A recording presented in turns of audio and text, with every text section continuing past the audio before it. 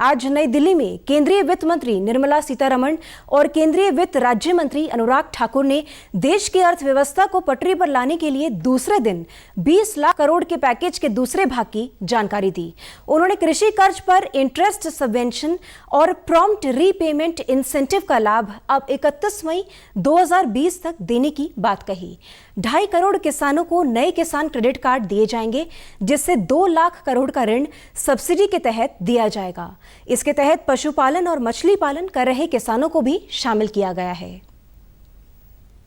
वहीं पर अब एक 2 लाख करोड़ रुपए की सुविधा कंसेशनल क्रेडिट को बढ़ावा देते हुए ये 2.5 करोड़ जो किसान हैं उनको इसका लाभ मिलेगा। ये किसान क्रेडिट कार्ड के माध्यम से मिलेगा। एक विशेष अभियान इसके लिए चलाया जाएगा और इसके माध्यम से रियायती दर पर ऋण इनके लिए उपलब्ध होगा। उन्होंने कहा कि नाबार्ड के माध्यम से 30,000 करोड़ की अतिरिक्त धनराशि की व्यवस्था किसानों के लिए की गई है। 3 करोड़ छोटे और सीमांत किसानों के लिए 30,000 करोड़ रुपए की अतिरिक्त सुविधा नरेंद्र मोदी जी की सरकार लेकर आई है। और ये 30,000 करोड़ 90,000 करोड़ जो नाबार्ड देता है उसके अतिरिक्त है।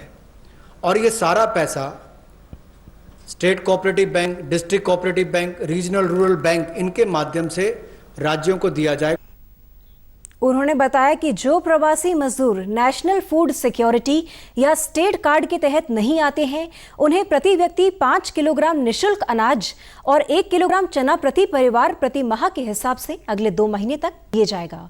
उन्होंने बताया कि एक राष्ट्र एक राशन कार्ड योजना लागू कर अगस्त 2020 तक 23 राज्यों में 67 करोड़ लाभार्थियों को लाभ देने की योजना बनाई गई है।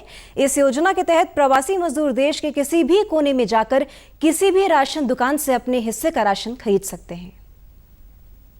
8 करोड़ प्रवासी मजदूरों के लिए 3500 करोड़ रुपए का प्रावधान मोदी सरकार करवाने जा रही है।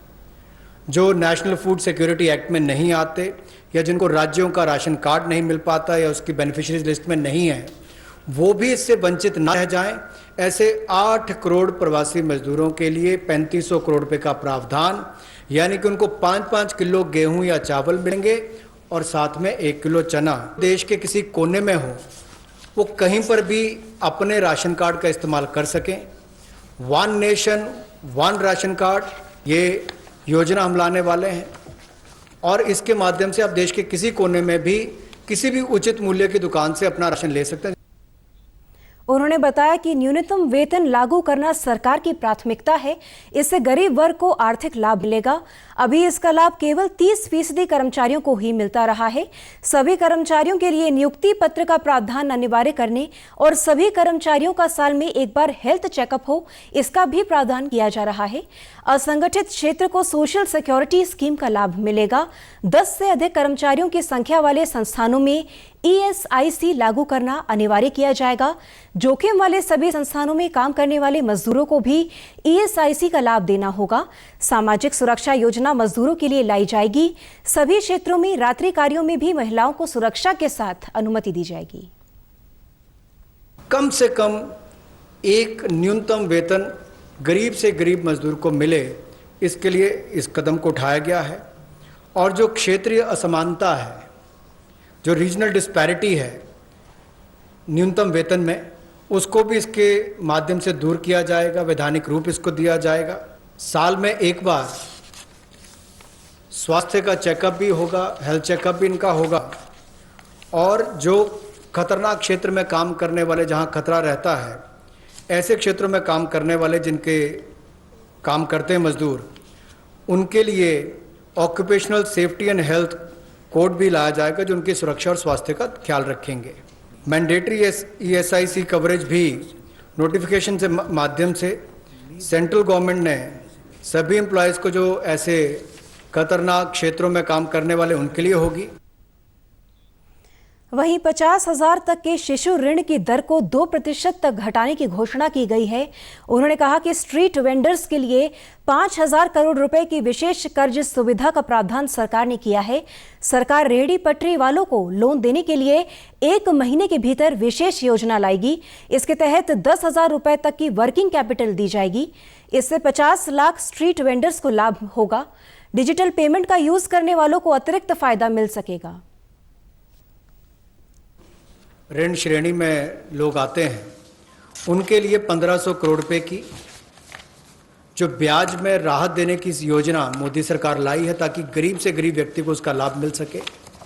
1,62,000 करोड़ रुपया आज तक इस मुद्रा शिशु लोन के अंतर्गत दिया है, जो आउटस्टैंडिंग है। और इस योजना के माध्यम से लगभग 3 करोड़ ऐसे लोगों को लाभ मिलने वाला है और ये कुल लाभ 1500 करोड़ रुपए के लगभग होगा। 5,000 करोड़ रुपए की विशेष सुविधा केवल इनके लिए, रेहड़ी ठेला लगाने वाले, पटरी पर सामान बेचने वाले, श्रमिक साथी, इनके लिए लेकर आए हैं। ये 10,000 की इनको प्रति व्यक्ति सुविधा मिल सकती है, क्योंकि किसी को चाय बेचनी है, सब्जी बेचनी है, कुछ और बेचना है, तो 2,000 10,000 तक वो अपना सामान लेने की उसको सुविधा मिल सकती है।